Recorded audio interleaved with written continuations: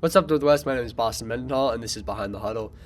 Today's guest is Director Duea. He's the Activities Director here at Northwest, and before at Waukee for something like 26 odd years. Has a storied career, brought him to multiple state championships in just about every activity you could possibly imagine. And when he came here to Northwest, continued on his legacy with 14 state championships in only 3 years as a school. A lot of people would say we take a step back, but I mean, we're doing insane, right? Anyways, this was a great time, great interview.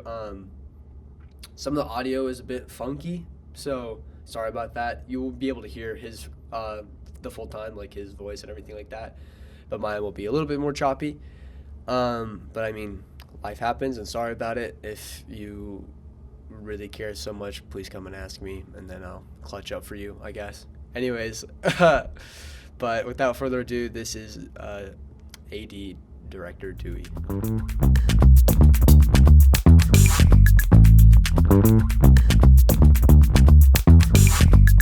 Welcome to Behind the Huddle. I'm your host, Boston Mendenhall, and today we have possibly the most high-profile person besides Mr. Ross, Athletics Director, not Athletics, Activities Director, Director Duea. Welcome to the show, Director Duea. Thanks for having me on. I'm really looking forward to this. So from what I found out from the start of your career, you kind of started in Ankeny or somewhere where you originally did something like softball before you got a job at Waukee as that activities director. So what was kind of like the start of your career, either being in athletics or being in activities in general, to Okay. kind of like start your whole journey? Yeah, well, Ankeny, that's not the right town, but that's okay. So I grew up in Ames, and son of a coach, longtime coach in Ames, and so athletics was just kind of what you did. Graduated from Ames High School. I went to Luther College out of high school. Played baseball there. Actually was fortunate enough to be recruited out of high school to run track at UNI, and after 2 years at Luther playing baseball, I actually transferred to UNI, and then I ran track at UNI my last 2 years. My first job was actually at Des Moines Hoover, where I was a math teacher, and then I coached girls track and sophomore boys basketball. And then after 1 year at Hoover, I was fortunate enough to get a job at West Des Moines Valley. And I was there at Valley for 12 years, coached a lot of different things. You mentioned softball. I actually did coach softball for a couple years there. But my main titles there at Valley were I was freshman football coach, a sophomore basketball coach, and then I was head boys track coach. And after being there for 12 years, somebody made me aware of an activities director position that was opening up in the town in the school district of Waukee. I'll be honest with you, and I've told this to people a lot. Even though I lived 10 minutes away from Waukee, I had never been to the town of Waukee. And you're young enough to not maybe know some of that perspective going way back, but there was a time when Waukee was just not a very big school district. And we were actually, my first year at Waukee I started in the fall of 1999, and we were just going to be starting as a 3A athletic program at that time. I share stories with people all the time. The first graduating class that I was a part of at Waukee, we might have had 100. We might have been just under 100 graduates. And if you compare that to now, where if you were to take the enrollment at Northwest, the enrollment at Waukee, there's over 3,000 students in grades 10 through 12 at those two schools. So whereas when I went to Waukee in 1999, we were in the 300s, low 300s at that time. So you can really get an idea of what that growth was like over the last. Well, that was 99, so we're 26. I'm in my 26th year here in the Waukee School District, and my 4th here at Northwest. That's insane. I didn't know that. That's crazy. Yeah. I mean, it makes a lot of sense. Waukee's huge now. Yeah. What kind of drew you to taking up the administration role compared to like being a head coach or just being a coach in general? Like, what made you want to make the switch from being a coach to being someone who has to deal with a lot more problems of a lot more people of a lot bigger landscape? Yeah, that's a good question.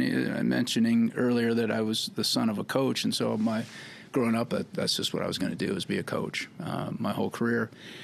And I went to Drake University and got a couple of master's degrees while I was at Valley, and one of them was in educational administration. So it gave me the opportunity, if the right job opened up, to maybe go into that athletic / activities director career path. And when I was coaching basketball at Valley, my assistant coach, my assistant sophomore coach, was a teacher in the Waukee School District at the time.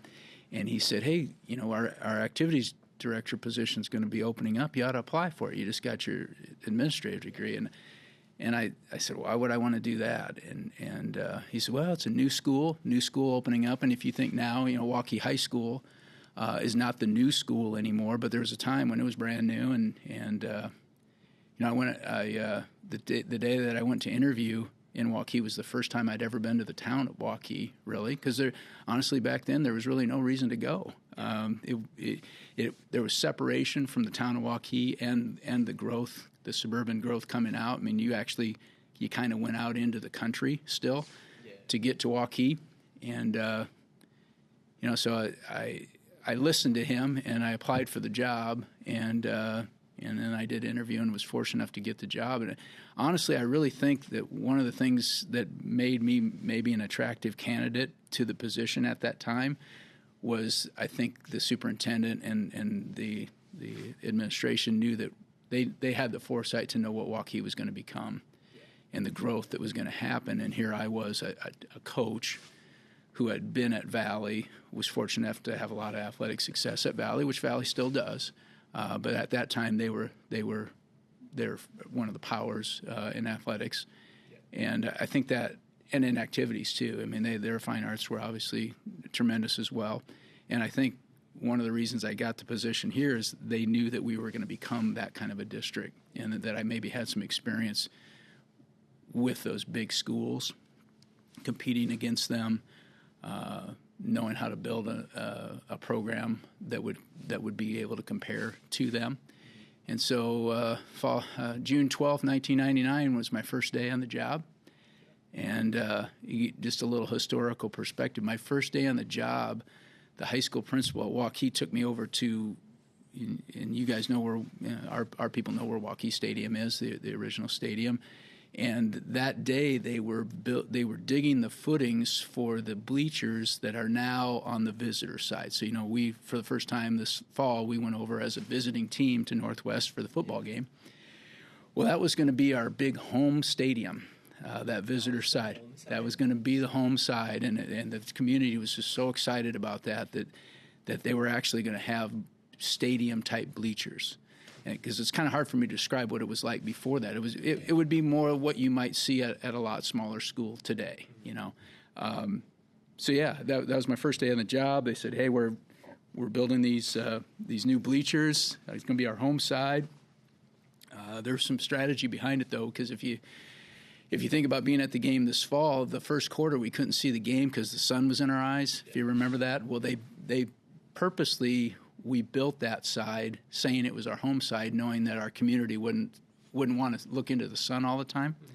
So within 2 or 3 years, we were able to build the home side, and then that was just like something that they couldn't believe, that we would put in something that big, and then with the 2-story press box on top, and I could go on and on about stories about Waukee, but we're at Northwest now, so we don't want to spend too much time on that. But some great memories back at Waukee.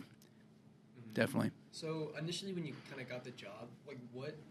And a lot of people know what your position is, but not exactly what it entails. Yeah. So can you kind of describe the ins and outs of your job, the decisions that you would make versus a coach would make, or something similar to that level, or kind of just what your day to day is? Decisions now, or kind of when we first started, and I can do both. The job has really evolved. As I mentioned, going to Waukee, we were a real small district, and there was a time when I was one of literally 6 or 7 administrators in the entire district. So back in the beginning days, the early 2000s, when Waukee was starting to grow, really have growth, I got to be involved in everything. at the time that I got the job, Easton Elementary, which I think everybody's aware where that school is, and then Old Waukee Elementary downtown were the only two elementary schools. And then Waukee Middle School was Waukee Middle School, and then Waukee High School. That's all we had. We had four buildings at the time.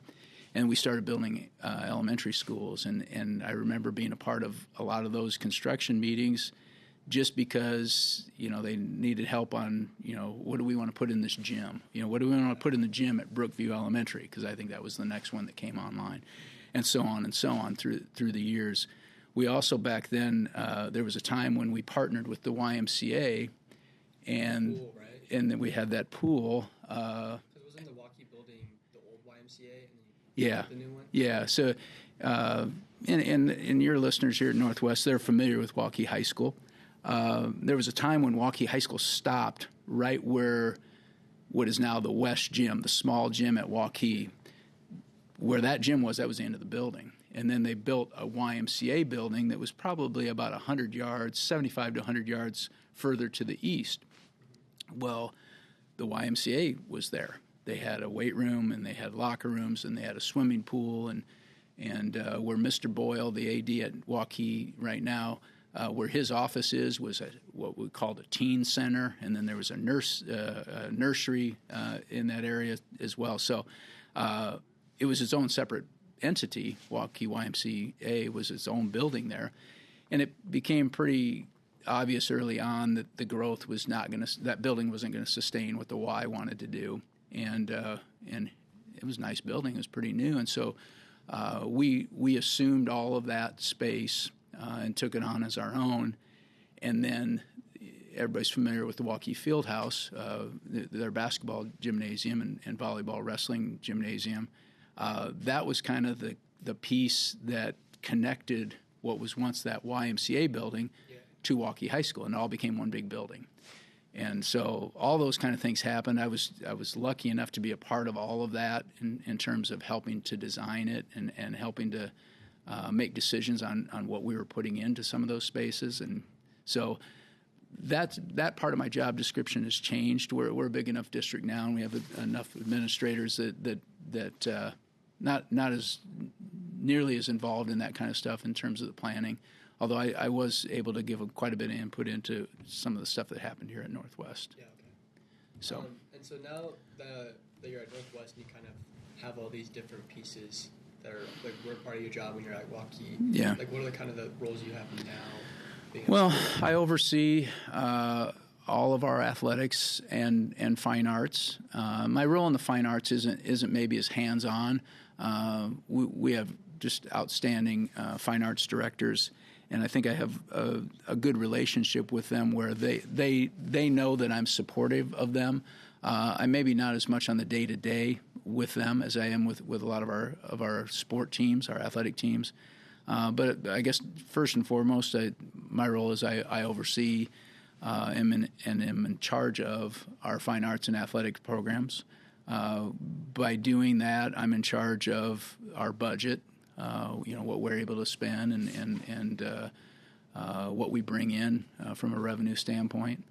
I'm in charge of all of our home activities. So if we have a football game, then I kind of oversee what happens at a football game. Yeah.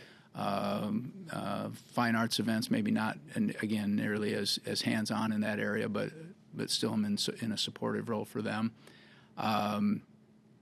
Work with our coaches, hire all of our coaches. Am involved in the hiring of our directors and our fine arts position people. I got to mention, and this goes back to my days at Waukee as well. I have a title where I am the director, but we wouldn't be successful the way we are without the administrative assistant role that I have. And people listening to this, most everybody knows Wendy in our office, and she's awesome, and she does so much for us. And you got to mention that if we're talking about the role of the activities office and what happens out of our space, she plays a heavy part of that. She's just outstanding in her role. There's other things that I'm in charge of in terms of our promotion of things out of the activities office, our Twitter, different social media outlets, the things that we display in and around the building from a trophy standpoint to academic all-state, our wall of honor, all those kind of things were kind of things that I implemented when we came here. And a lot of the stuff that we did here, it's no secret. We had a pretty good model at Waukee, and it wasn't necessarily me doing all those things, but it was a combination of having great coaches there, great athletes there, and administrative support, and we were able to be very successful. So you don't want to reinvent the wheel when you come to a new location, and so and you might have questions further along about when this building started and all the things that went into it, but when we did all those things, we definitely used Waukee as a model, because in those last years at Waukee, from a athletic and from a fine arts standpoint, we were the program that most people wanted to strive to be like in terms of success. From they still have an all sports award or an all sports title, I guess. If you accumulate the most points in state events in all of the sanctioned sports in the state, we total up all those points, and at the end of the year, there's an all sports award winner. And in this last 7 years as a school that I was a part of that, and a lot of our coaches that are here now at Northwest were a part of, we were able to win 6 of the last 7 all sports trophies, and that was a good accomplishment for us. And we're and we've kind of, I don't think we've really taken a step back here. A lot of people were really concerned about the split and how that would affect successes. I think it was great in terms of providing opportunities for kids because you figure, we basically doubled the opportunities for kids when we opened up a second building. So those things were great, but I think a lot of people were really worried about, well, now we split everything in half. Are we going to be good at anything? Is our show choir going to be good? Or are they just going to be average or a little below average? Is our marching band going to be at a level that it was once at as one marching band at Waukee, and then obviously the athletic teams? Were we going to be able to have success? And I think both schools have proven that theory wrong. That in the split, not only did we provide more opportunities for kids, but we also were able to maintain a lot of those successes, and we've been able to do that here. Just like the basketball programs. Yeah, and across our athletic and activities programs, you can just, let's talk in terms of athletics alone. We've been open for 3 years and 1/4, so we've had the fall seasons, and we've already been fortunate, and we've had good enough coaching and enough talented athletes. We've won 14 state titles already in just 3 years, and so that's something that this does. That's a great accomplishment, and it's something I think that needs to be celebrated, and we do celebrate that, and we try to recognize that, and we've. Even this year, we haven't had any state championship teams in the fall, but we had 2 programs that just had. Well, all of our fall sports had good fall seasons, but 2 of them really excelled.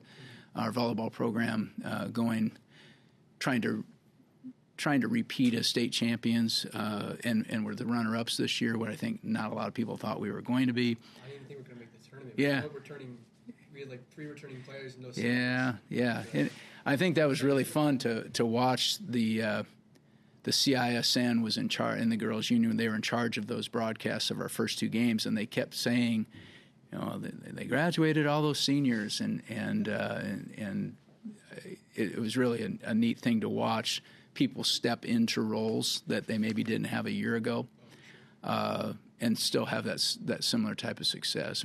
And the one thing, and I'm getting off track a little bit, the one thing that I enjoyed maybe the most out of that volleyball run was the fan support.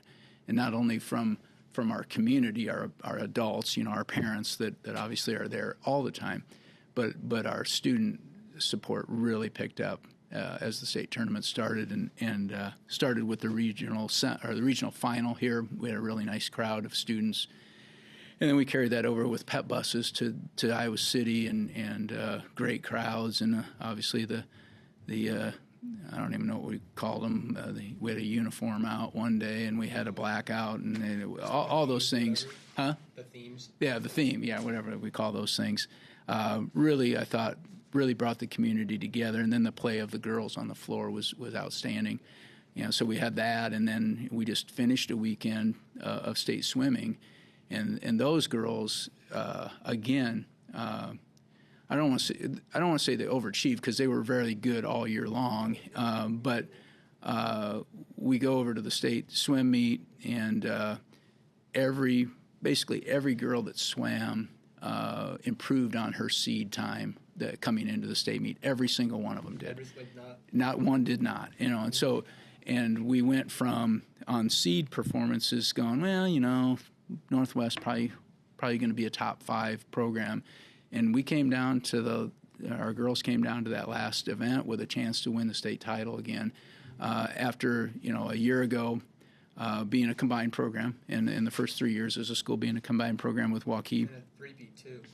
And they three-peated, and and what was cool about that is two schools competing together to win state titles, but we also there was a great contribution from the Northwest side to those state titles, not only on the boys' side or on the girls' side, but also on the boys' side, as they won a couple as well. So then to be able to split, and for some of those girls that last year won state titles for Waukee to now be in the Northwest Swim Cap and competing for their own school, I think a lot of them really took that to heart and maybe competed at a level higher than they maybe thought they were going to, because they were doing it for their school now, and the results were outstanding. We almost won a state title, so we were state runner-ups there, and I don't want to discount the accomplishments of our other fall sports, because we had some great things happen in all 6 of our fall sports this year, as we do every season of every year we've had. We just, our kids, we're very fortunate in this community. We have resources. We have great community and parent support.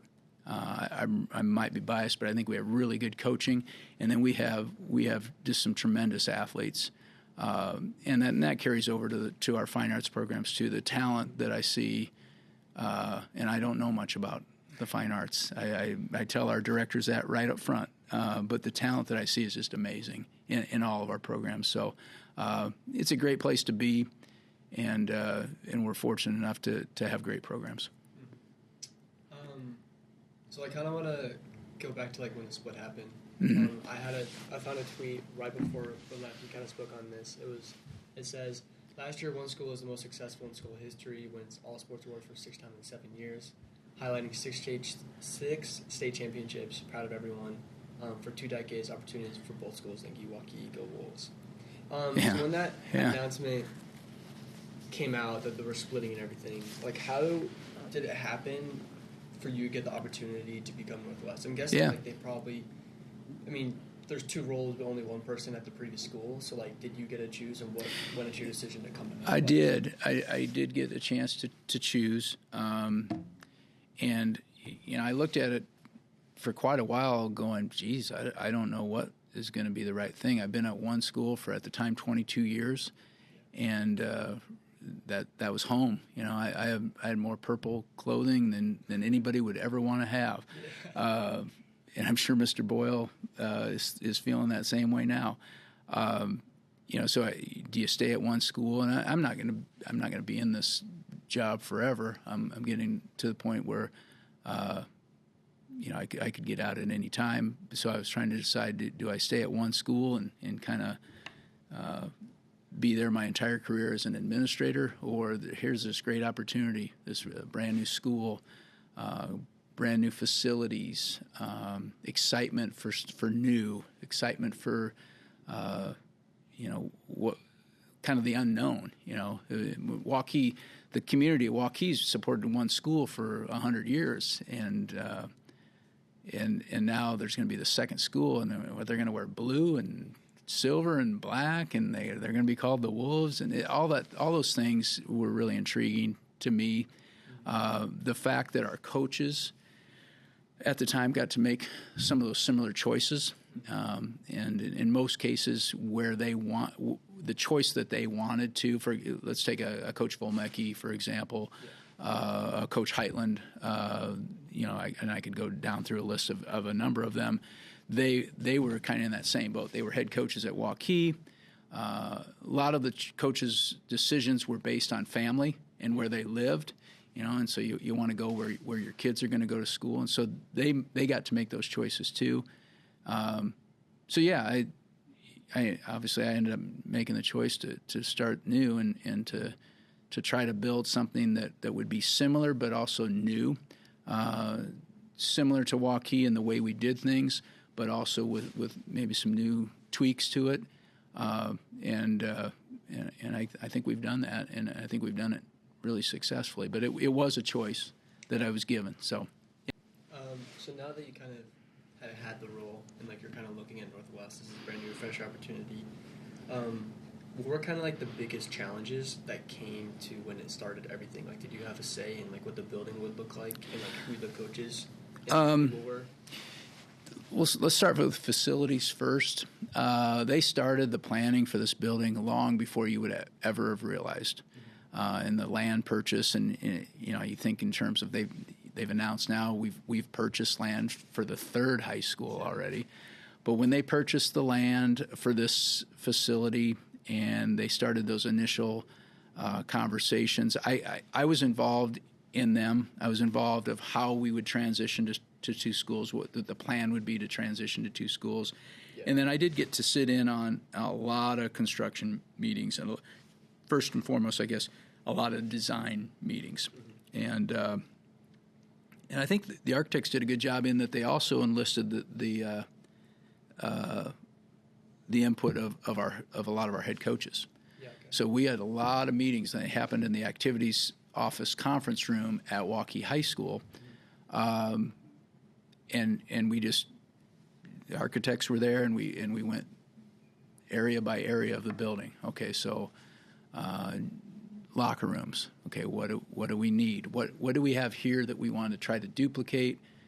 Meaning, what do we have here at Waukee that we want to duplicate, and what things need to be better? And you'd go from there to the stadium, to the tennis courts, to the baseball, softball area, and we got to have all those conversations with input from our coaches, and those things started probably 3 or 4 years before the building opened up. Yeah. Probably 4 years before the building opened up, and so I got to be involved in a lot of that, and so as the building as the building took shape and we got to that last year as one school, what was kind of neat, and I get a really good relationship with Mr. Boyle over at Waukee. In that last year, and it would be before you came to high school, but the last year as one school, we kind of worked together as the ADs of Waukee High School.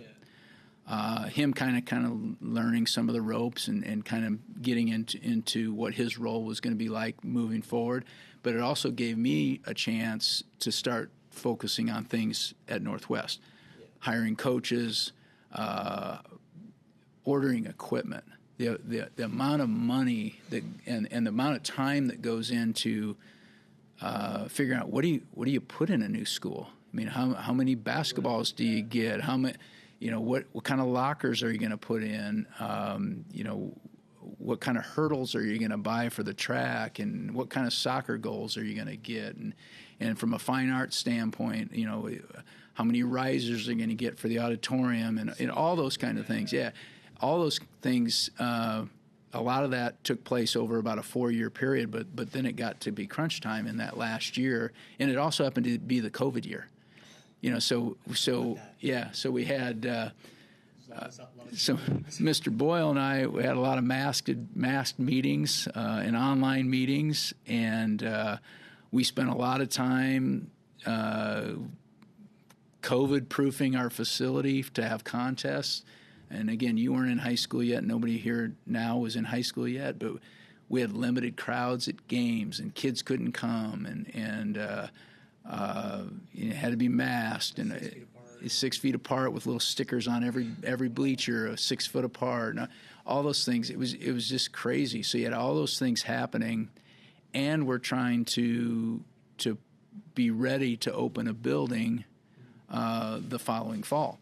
And so, that was a really exciting time because, and we've mentioned it now a couple times, that tweet that I put out there, that was my last tweet as the Waukee AD account.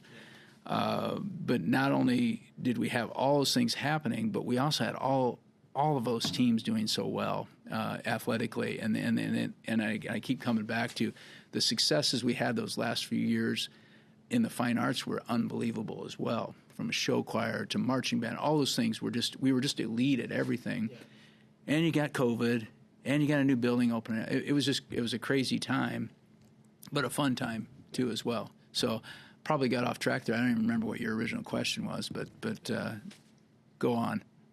What would you say like the biggest challenge was, like unseen or seen, that was when you started like the new school? Because I mean, you obviously started from a previous point in time, like starting from like 100 people to now, like a massive amount. But like, what was the biggest challenge that you saw in opening this building? Be ready to go. Yeah.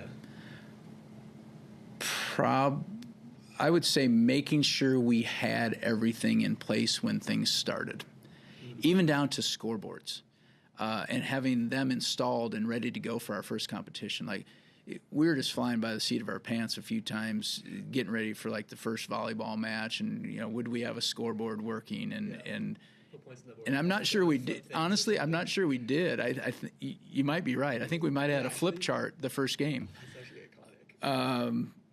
And so I think it was mainly getting everything ready, getting orders in correctly. We had sports where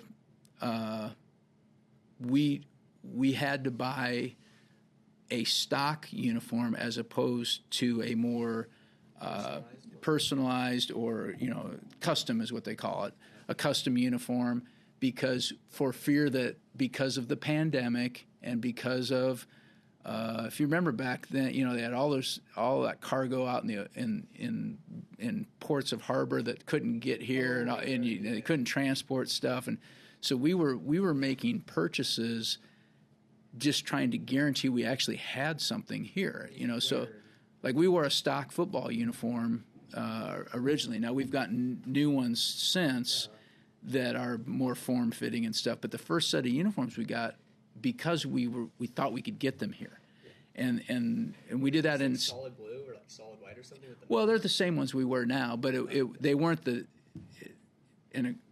anything we have here is pretty nice. We're very fortunate, but they weren't the really nice uniforms because we just got it. We got to get something we know we can get here in time, and we had that in a lot of things. We placed orders for hurdles and starting blocks and some of those things for the track season, which would have been the track season for the spring of 2022, I think. Spring of 2022. We placed those orders literally like 8 months in advance, where you usually can get it like in a month. But we did it because we were so fearful that we wouldn't have things here and it's not like you can say, well, yeah, but we can always wear our old uniforms, or we can use the old hurdles. Well, there isn't anything old. We had nothing. Old, so a lot of those things, you look back on it, and it was really an exciting time, and it was a nerve-wracking time too. Like I mentioned the volleyball thing. A few weeks before the volleyball season started, we didn't even have a scoreboard in the gym. Like up in the so a lot of things like that, and we're scrambling for the first football game, crossing our fingers that the video board's going to work and the scoreboard's going to work, and just so many things like that in that first year that were challenges. So kind of coming into like a lot of these like coaches and like kind of the beginning of that, and we'll move on to like more modern, it's like not super old timey, but when everything was like up and coming, did you have the final say on who the new coach is at Northwest? our directors were, or did you have generally could they just pick? They, for the most part, were able to make the choice. But we'll use let's use Coach Heitland. So Coach Heitland is our head boys track coach. He's also one of our assistant football coaches, our offensive coordinator in football. He also coaches 8th grade basketball. Well, he gets to make a choice, and his choice primarily is based on, number one, it's teaching assignment, and was there a place for him to teach here, which there was. But then the other thing is, well, where are his kids going to be? Well, I mean, his son Mac is now in high school. He wasn't obviously when Mr. Heitland made that decision, but they live about a mile from here, so he was going to be a Northwest student. So Mr. Heitland got the choice to be able to come here, and so many of our coaches that came here, I think like 13 of the 21 head coaches, they were placed here, but it was because they had the choice, and that choice was primarily based on where they lived. Family. Mm-hmm. So that I didn't have. That was not an issue for me. That we had some meetings where we were going, okay, well, we know that X coach is going here because that's where he lives, and this coach is going to stay at Waukee because that's where his family's going to be. Yeah. And then you kind of set the coaches that we had in place at Waukee in their roles in the two schools now, Waukee or Northwest, and then you worked from there in making your other hires. Yeah. So like when you made another hire, like for example, I think it's not Director Ole, like he was originally supposed to be the coach, right? But then like the position opened up. So like how in general do you figure out, or the process to like choose a coach? Yeah. Or like eventually choose Coach Watson, who's here now. Yep. Or just in general, someone who's like never had experience, or like super limited experience, or something like that. Like how do you choose? We can let's just use that as a really good example. So Coach Ole we had won a state title at Waukee in 2021. That was with Price and Price Sanford and Tucker and Peyton. Omaha, right? And Omaha was a sophomore. Price was a sophomore. Peyton was a senior. Tucker DeVries was a senior. And some other really good contributors to that team as well. So they won a state title, and Coach Ole had made the decision that his decision was to go to Northwest as the basketball coach. Mm-hmm. So shortly after that, Mr. Boyle made the decision to hire Coach Kanaski, who had been an assistant on Coach Ole's staff, to be the head Waukee coach. Well, shortly after that, we interviewed for the 8-9 Activities Director at Northwest. Yeah. And Mr. Ole applied for that job, and for his, fortunately for him, he was offered that position, and so then that opened up the position that he was going to have as head basketball coach here at Northwest. So that's when we then posted the position and started looking for candidates for our head boys basketball coach, and Coach Watson went through the interview process, and he was the one that we hired as our head basketball coach. And those kind of things, you mentioned domino, that happened a lot in that early time in that transition year, and everything seemed to work out, I think, okay. And Waukee's in a great place as well as we are, and now we just we're good rivals, but we just kind of move forward. Yeah. So when it comes to autonomy with coaches and directors, obviously you stated that for like fine arts, they have a bit more autonomy, I guess you could say. But like, at what point is like too much autonomy for them, and like when do they make a decision that has to get approved by you? Well, pretty much we communicate a lot, whether it's our band directors, our fine arts director, our vocal directors, and our play music. We communicate a lot more when they're really up and involved in their time. So, during marching band season, a lot of conversations with Mr. Strohmeyer and Mr. Friesleben. So, they run everything by me. There's some things that I entrust to them that they just know that they don't need to bring to me. And as I mentioned early on, that's not my area of expertise, so I'll lean on them a lot for their input on things too. When decisions have to be made with them, it's maybe more of, well, what do you guys think? What are you thinking in that area? But ultimately, the decisions come down to me, and I that's just part of my role. So, but I do seek a lot of input. Yeah. I'm guessing before every season, you kind of probably have a conversation with the director or coach to set goals and expectations. Mm-hmm. Kind of how does that meeting break down? Usually, what do you talk about in some kind of talk like that? Well, we don't have a lot of. The only formal sit down meeting that takes a long time and is pretty serious is their evaluation of the season before. Mm-hmm. And we have those evaluations after every head coach's season. But as we're leading up to a season, just a lot of casual conversation, stopping in. Hey, are we ready to go? You got the new practice jerseys ordered? Did we get your new basketballs ordered? Coach Heinen, did you get? We got to buy X number of dozen baseballs. Have we placed that order? Those kind of conversations are happening. A lot of conversations about a coach. Let's take we'll take softball for example. Coach Ebby will stop over and I'll say, so what are we thinking right now? How are you thinking for the year? And she'll say, well, we got some experience coming back here. So and so's looking really good as a pitcher or whatever it might happen to be. And I might ask them, so where are you thinking about placing people? And they say, well, we haven't started practice yet, but in my head I'm kind of thinking this and. We might go this direction. We might have this batting.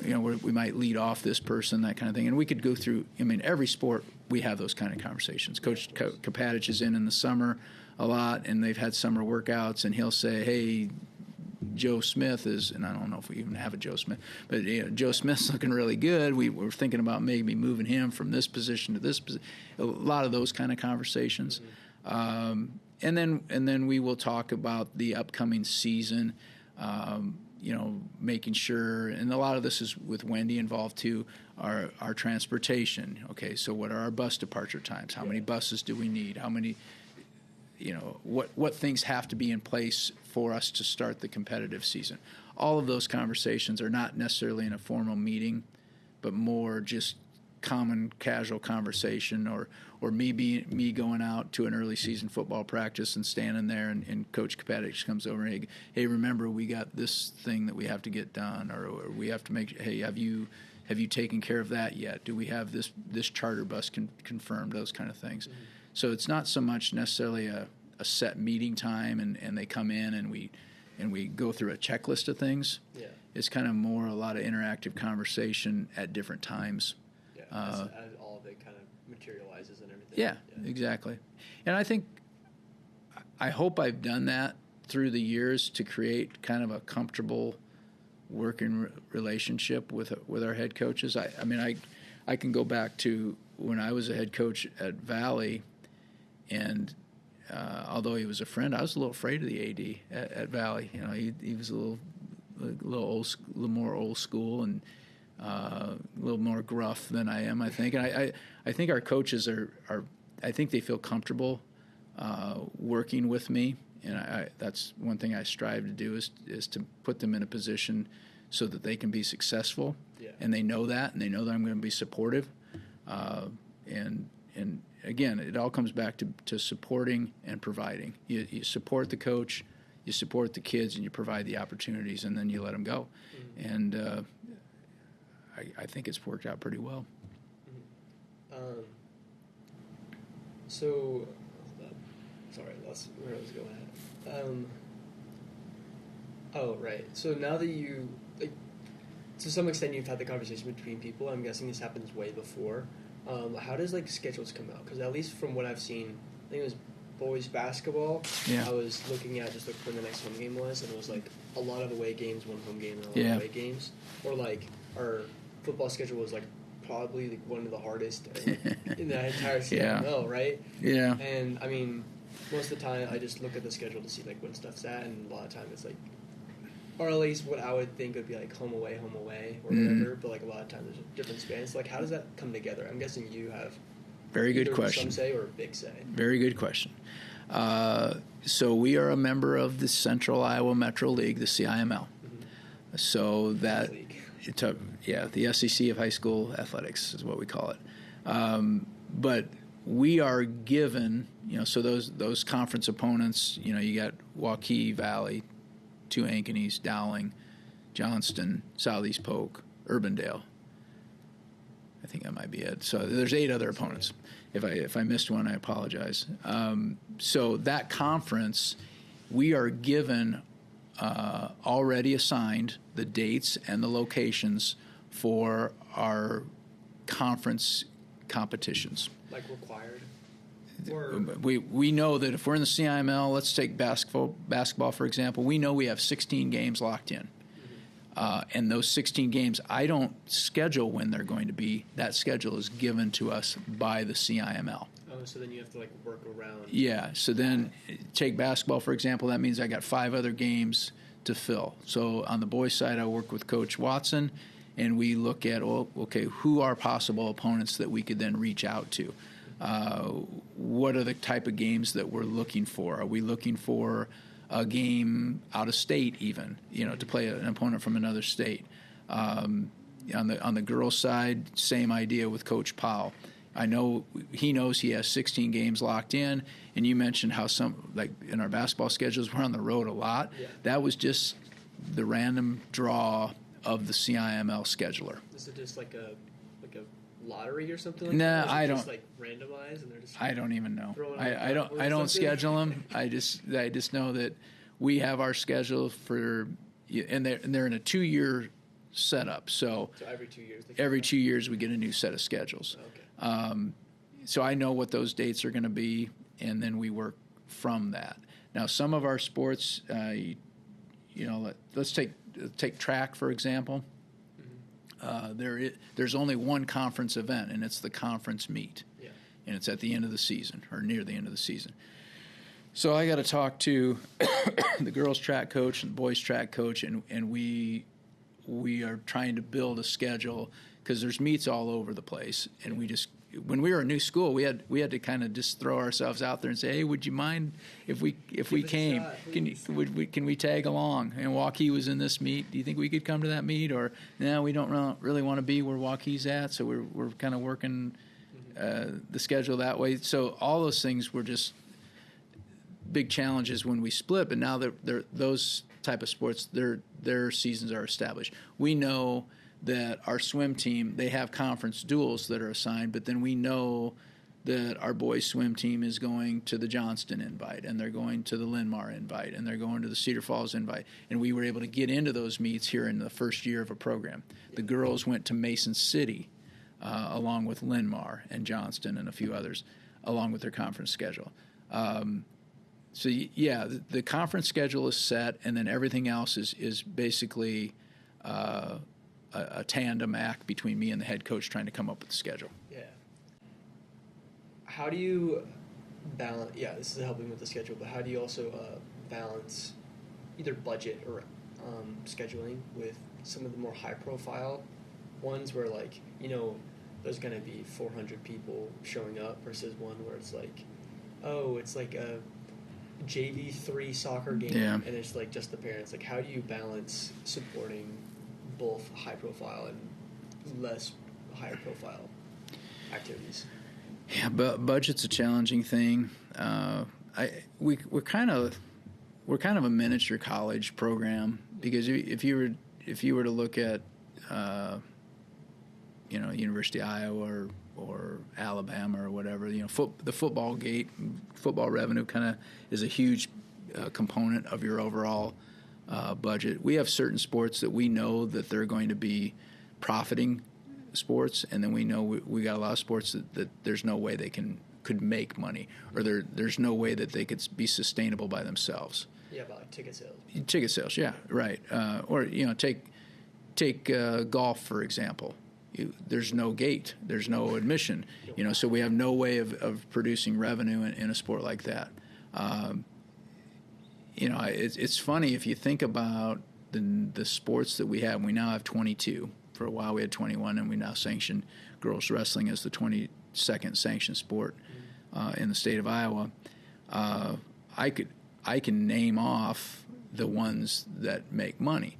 Now that doesn't lessen the importance of the other sports. It's just a fact. We know that football,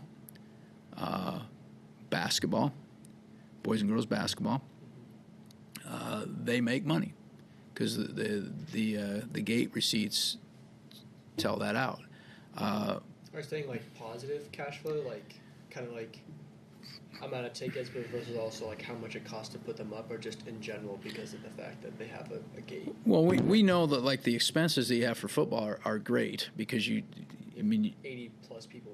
Well, you've got, for us to put a kid in a football, in his football equipment, it costs over $500, $600 every kid, because you got a helmet, you got shoulder pads to start with before we even start putting a uniform on them. Or traveling. And then that doesn't, your travel costs, all those things. But our gate receipts in football put football in a position that they're in a positive cash position at the end of the year. Basketball is similar to that because we have great basketball gates usually. Good to great basketball gates. And there's no extra gear and stuff required for basketball. Right, yeah. Football. The expenses aren't quite as great. A couple other sports that actually they end up in a positive are baseball and softball do. Okay.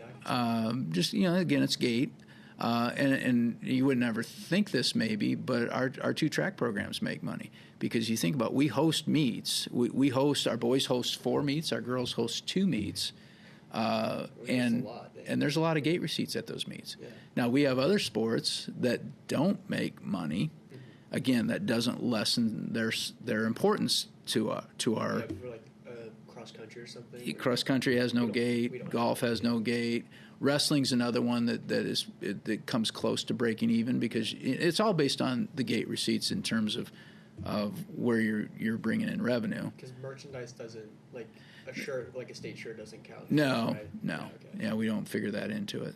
That's not by the athletics office at all, right? They don't. Our state shirts, the each individual sport usually is in charge of those. Oh, okay. And I don't think we're not trying to make a profit on those state shirts either. Yeah, well, I assumed you weren't. Yeah. Saying, like, just in general, if someone would like want a hat or something like that. Yeah.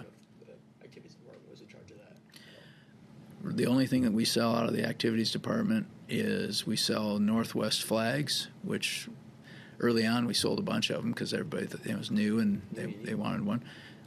Stickers or something? And then, we don't sell stickers. And then the only other thing where we're trying to, and we don't make a lot of money on it, but we've started something here recently where we have, we did it at Waukee in the entry area to Waukee Stadium where the brick was, and you could engrave a name on a brick. You'd have a personalized brick, and we're doing that now here. Those are really the only 2 things where we're even trying to make money, by selling, so. But yeah, so you take all those sports, you take the revenue coming in, and then you got a lot of expenses. Now we are fortunate to have some good sponsorship, advertising sponsors, so that calculates into it. The Hy-Vee Red Zone. The Hy-Vee Red Zone, a lot of things like that, and Iowa Ortho is a good partner of ours. Athletico is our athletic training and physical therapy supplier, and they're a supporter. Schottenkirk is a huge supporter of ours. They do a great job of helping us out, among others. People's Bank, Central Bank, Schottenkirk, Hy-Vee. A lot of those are our main sponsors. So we get sponsorship dollars that way. And they're very supportive of us. Get gate receipts.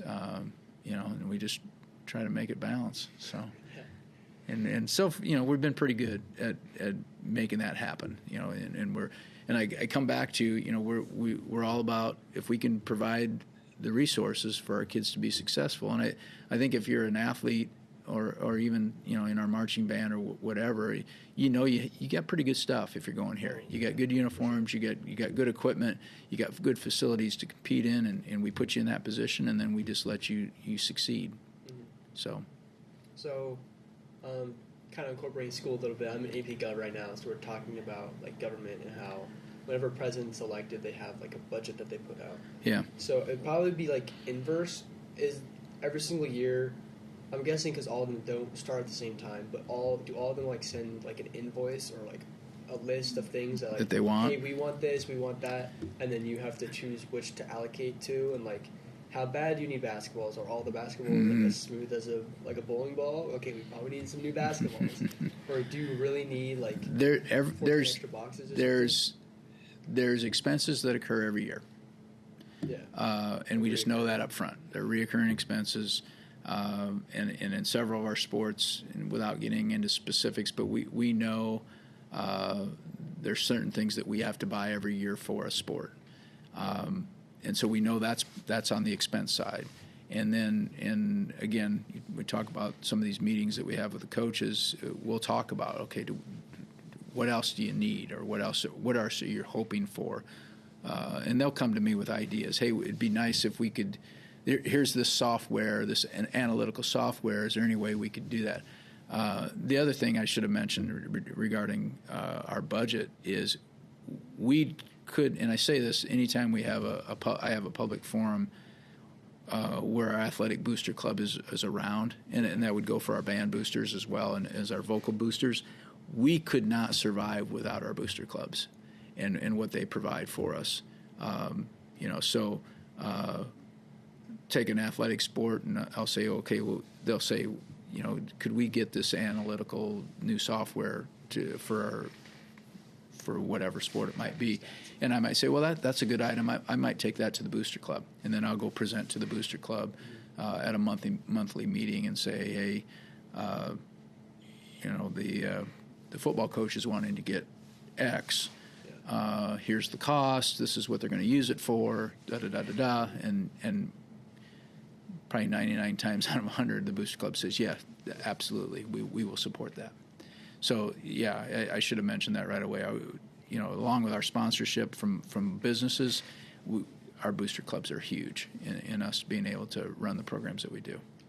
Is there a booster club for each individual sport, or is it kind of like athletics in general? Because I know there's vocal music one for band, there's band one. Yeah. But like, there's not a fall sports one, a winter No, sports there's not. No. In general? In general, there's the going back to the Waukee days, there was the Waukee Athletic Booster Club. And now that still exists there, obviously. And then now we have the Northwest Athletic Booster Club, and they meet monthly, and that's when I use that opportunity in front of them to I promote our programs. I say all the good things that are happening in our programs. Always you're very thankful for everything they do, but then that's when they give me a time during the meeting where I get like a 5-minute slot. I get to ask elevator pitch. Hey, what do you need? No, they don't say what do you need, but yeah, at each meeting there's something that I'm requesting on behalf of one of our sports. Yeah. And with kind of that too, is it kind of like, one year this team gets something and the other year this team gets something? Because like, if you're always giving it to like one team, that would be like, I need this, for some other team, be like, I need this too. Like, well, uniforms is a huge one, and we're on a uniform rotation. Like every 3 or 4 years? 3 to 4 years, depending upon the type of sport and how the wear and tear of the uniform happens to be. And so the Booster Club is heavily involved in that because they're giving me a chunk of money each year for that. And that's aside from any specific requests that I might go to them with. And so our coaches know that they're either on cycle this year to get a new uniform, or they're not. each of our sports has their own fundraising account, and you see sometimes that some of our sports are fundraising, some of them don't. And that fundraising money that they get, sometimes that's where they'll get an extra set of jerseys, for example. I know that our girls track coach has ordered some additional warm-ups out of his fundraising money this year. I know that Coach Kapatich, the football coach, we just talked yesterday, and he's thinking about getting a new set of jerseys to replace a set that we had because they're they've been in use for a few years. So and if he wants to do it before his set rotation comes up, then that's up to him with his fundraising dollars. This is kind of just in general question because you're talking a lot about you're meeting with people all the time. Yeah. Like if you looked at your calendar, like how full is it like going from day to day? Because like you have a meeting once a month with probably like every single one, and then you're meeting with like 20-ish coaches. Obviously, all of them aren't all in season. Yeah. But you're meeting with people all the time. That's not even including like other administrators or like a meeting like this. Yeah. Like, how does your schedule line up? 'Cause Well, I can't even imagine. I guess Wendy helps. Wendy's really good. Yeah. Wendy really helps me. And if you know me, and the people that know me close, they know I'm just terrible at technology. Just terrible. Yeah, okay. My wife makes fun of me a lot. My son makes fun of me a lot for my lack of technology abilities. So I have I've got the old handwritten schedule, weekly schedule that I try to keep up on. And then Wendy's reminding me of things, and then I'm trying to transition into having an online calendar. So it's kind of a mess. She keeps me in line, and usually I don't miss too many meetings. But on a normal day, that's what's great about my job, and that's why I've been doing it for so many years. Is every day is different. Every day is new. There might be a day when I'm meeting with 3 different vendors on things. Maybe I'm meeting with our Daktronics rep out at the stadium because we had an issue with something on the video board, and then I'm coming back in, and then I'm getting in the car and I'm driving to one of our sign companies that we use for signage. Or they're coming to me and we're looking at a new idea for what could be this next big thing that we could promote our students with. So every day is different. Or I might be in the car driving to an event or driving somewhere to go get something. So that's what makes my job fun, I guess. And I can't think of doing it. I don't know what else I would do. People say, "Are you going to retire pretty soon?" Because I'm kind of getting old. You look great right now. Yeah, well, thank you. But I just don't know. I don't know what else I would do that would be more fun than what I'm doing now.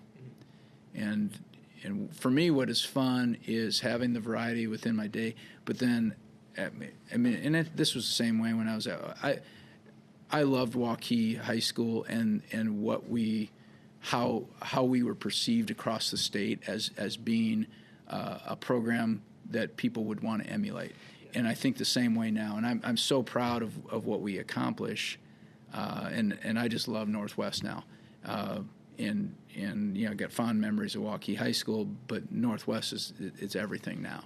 And so as long as I can come to work every day and I can be this excited about our successes and about watching our kids compete and have opportunities, I don't know what else I would do. So.